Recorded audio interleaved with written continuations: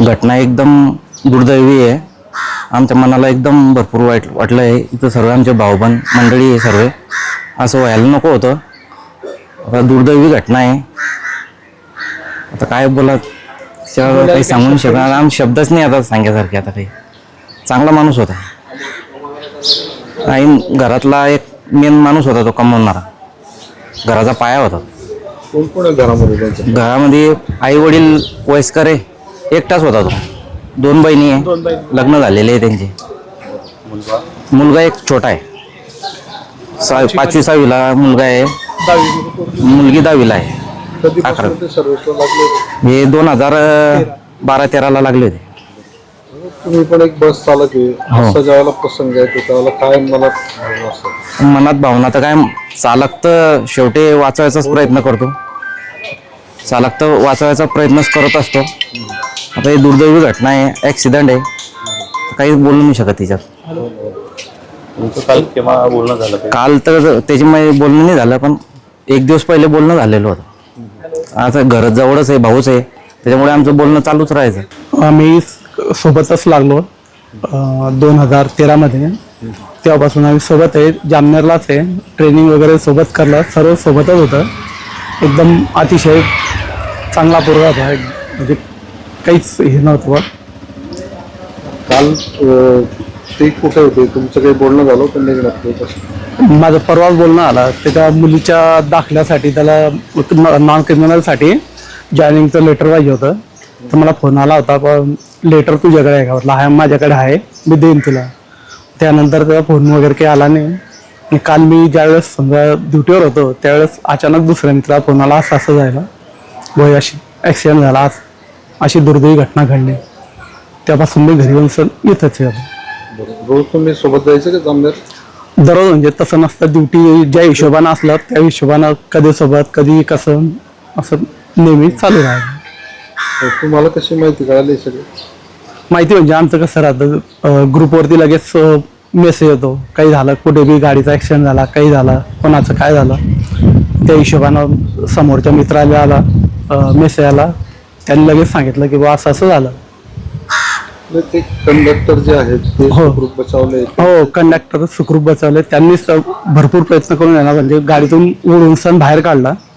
त्याच्यामुळे म्हणजे सुस्थितीमध्ये कमीत कमी बाहेर तरी निघाला. तुमचं काही परिचय बोलणं झालं यांच्याशी, कंडक्टर जे आहेत? नाही, माझ्या मित्राशी बोलणं आलं त्याच्याकडे.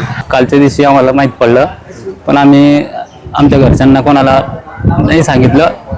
आमच्या आता सकाळी नाही राहिलं तर आम्ही सांगितलं की काकाचं बुवा असं हे झालं, बुवा दुर्दैवी घटना झाली. तुमच्यापर्यंत कशी बातमी? आमच्यापर्यंत अशीच उलट उलट बातमी आली होती की बुवा ॲक्सिडेंट झालेला आहे. आणि आम्ही काही तासाने तपास केला तर बोलले की बुवा जागेवर एक्सपायर आहे.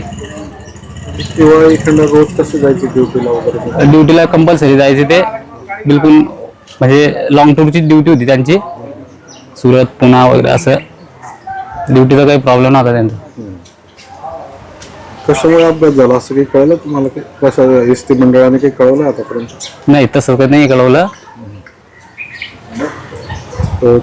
तुम्ही आणि ते सोबतच राहतात का इथे? हो, तिथेच राहतो आम्ही. हा, एकत्र म्हणजे आमचं कुटुंब एकत्रच आहे, 4 भावाचे आम्ही. आणि ते लहान काकाचे. तुमचं केव्हा भेट झाली त्यांची? शेवटची भेट कधी ठरली? शेवटची भेट आमची समजा 2-3 दिवसाच्या पहिलेच, जेव्हा ते घरी होते ना, तेव्हा ते यायचे घरीच. असं काही एवढं हे नाही फिरायचे बुवा, एवढं नाही हे करायचे. ड्युटी आणि ते. आता परिवारात कोण कोण आहे त्यांचं? आई आहे, वडील आहे, 2 मुलं आहे, म्हणजे 1 मुलगी 1 मुलगा आणि त्यांची मिसेस. बरोबर. मुलं किती लहान आहे, किती लहान? एक मुलगी 10वीला समजा पास झाली आता, आणि मुलगा 8वीला गेला. 5वी आहे. तुमचे कोण होते ते? काका आहे माझे, लहान काका. घनश्याम राघव बरकले यांचा मृत्यू झालेला आहे. हे सुद्धा एकदम चांगले होते दादा, गलीमध्ये सुद्धा कधीच कोणाची वाट केला आणि काही नाही. स्वभावही चांगले होते? स्वभाव एकदम चांगला होता. तुम्हाला कसं कळलं तुमचं? कारण माझ्याशी बोलत होते ते येतात आता. बरं. ड्युटीवर जाताना मी बोलत राहायचे त्यांच्याशी, कोणती ड्युटी आहे आज, काय आहे, असं बोलायची मी त्यांच्याशी. एकदम स्वभाव चांगला होता. कधीच काही कोणाशी काही भांडण नाही, कधीच काही नाही. तुम्हाला कसं माहिती झालं? आम्ही त्यांच्या शेजारी राहतो ना. बरोबर. आणि माझ्या दाराहून ते वापरत होते नेहमी. शेवटचं बोलणं केव्हा झालं तुमचं? काल सकाळी 6 वाजता. बरोबर. काय म्हटलं, केव्हाला काय बोलणं झालं? म्हणे माझी सुरत ड्युटी आहे, मी सुरतला जातोय म्हणे.